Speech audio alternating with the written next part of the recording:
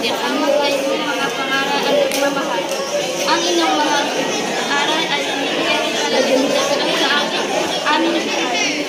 Sa bawat alaala ng ating mga pagkakas, ang inyong halimbawa ay patuloy na nagbibigay inspirasyon sa amin.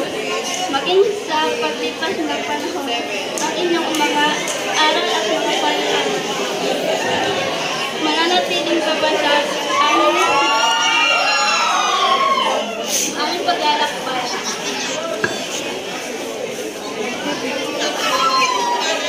Sa bawat tagumpay na aming mararating, ang inyong pangalan ay laging kasama sa aming mga alaala. Muli, nataos pusong pasasalamat sa inyong dedikasyon at pagmamahal.